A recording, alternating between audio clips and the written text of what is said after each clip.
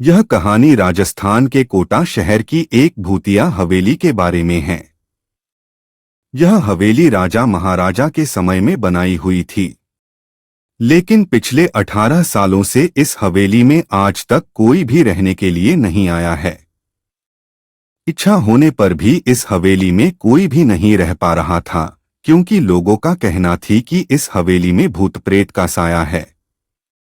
जब अजीत सिंह को इस हवेली के बारे में पता चला तो उसने तय किया कि वो इस रहस्य को जानकर ही रहेगा, क्यों लोग इस हवेली में नहीं रह पा रहे हैं। उसने मजबूत इच्छा शक्ति से हवेली में रहने की पूरी तैयारी कर ली। जब उसने हवेली के अंदर जाने के लिए पैर आगे बढ़ाए तो दरवाजे पे किसी अनजान व्यक्ति ने उसे रोक लिया और नजदीक जाके बोले, कौन हो आप और किधर जा रहे हो? अजित सिंह ने जवाब देने के बजाय उसने सामने सवाल किया, जी आप कौन? मेरा नाम अर्जुन सिंह है और मैं यही पास में ही रहता हूँ।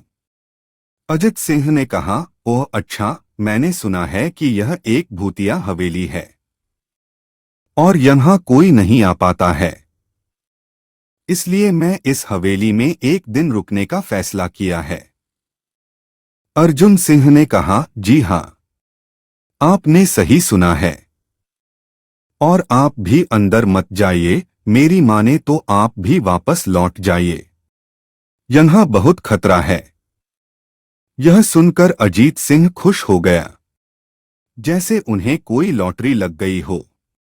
अर्जुन ने उसकी खुशी को देखकर बोला, आप क्यों खुश हो रहे हो? आपको तो भूत का नाम सुनकर डर लगना चाहिए। शायद आपको पता नहीं होगा कि मैं भूत प्रेत में काफी दिलचस्पी रखता हूँ। अगर इस हवेली में भूत है तो मैं अंदर जरूर जाऊंगा और सारी सच्चाई का पता भी लगाऊंगा।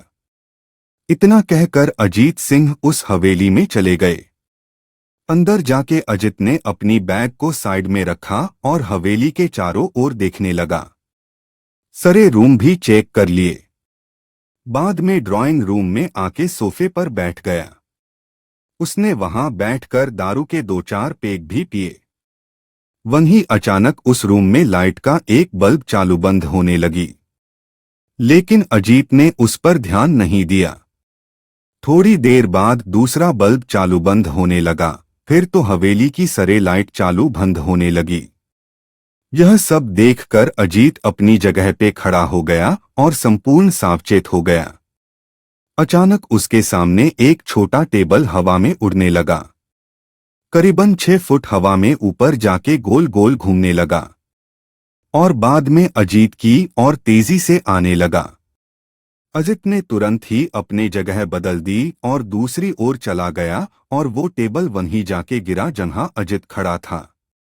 अजीत कुछ समझ पाता उतने में सोफे की शीट उसकी ओर आने लगी। वो जल्द खड़ा हो गया और छलांग लगा के दूसरी ओर कूद गया, जिसके कारण सोफा दीवार को टकराया और अजीत बच गया। अचानक सब कुछ शांत हो गया। अजित ने चारों ओर सतर्कता से देखा और बड़ी आवाज में बोला, तुम जो भी हो सामने आकर के बात करो। वहीं एक बड़ी परछाई उसके सामने आई। अजित ने उस परछाई को देखकर बोला, कौन हो तुम और क्यों मुझे मारना चाहते हो? परछाई, तुम्हारी भूल के कारण। अजित, मेरी भूल? मैंने कौन सी भूल की? परछाई, इस हवेली में आने की भूल। मैं किसी को भी इस हवेली में खुश नहीं देख सकता। अजित, लेकिन क्यों? वो परछाई ने जवाब दिया, आज से 18 साल पहले इस हवेली के मालिक ने मुझे यहीं पे ही मार डाला था। मेरी कोई गलती भी नहीं थी। इस कारण की वजह से मेरी आत्मा इस हवेली में भटकती रहती है। मैं किसी को भी इस हवेली में नहीं रहने दूंगा, क्योंकि इस हवेली में मेरा खून हुआ था। इस हवेली में जो भी रहने के लिए आएगा उसकी मौत होगी। अजित ने कहा, मैं तुम्हें अपने असली रूप में देखना चाहता हूँ। तुम्हें मारने से पहले मैं तेरी यह इच्छा अवश्य पूरी करूंगा। और उस परछाई ने एक भयानक दरमियाना रूप ले लिया। उसका चेहरा इतना भयानक था कि अजीत भी एक क्षण के लिए डर गया था, लेकिन दूसरी ही क्षण में उसने अपने आप पर काबू पा लिया। बाद में इसने अपनी जेब में से सफेद पाउडर निकाला और उस भूत के पर फेंक दिया।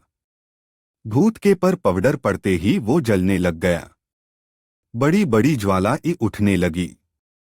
वो बहुत जोर जोर से चिल्लाने लगा और बाद में पूरी तरह से जल गया। उसके बाद अजीत ने चैन से सांस लिया और वहीं पर सो गया। दूसरे दिन सुबह जब अजीत को सही सलामत हवेली से बाहर आते देख अर्जुन को आश्चर्य हुआ। अर्जुन ने अजित से पूछा, तुम कैसे जिंदा हो? जब अजीत ने अर्जुन को कल रात को घटी घटना को पूरी तरह से बताया और बोला, अब यह हवेली भूतिया हवेली नहीं रही। दोस्तों, आपको यह कहानी राजस्थान के कोटा की भूतिया हवेली कैसी लगी? प्लीज हमें कमेंट करके जरूर बताएं।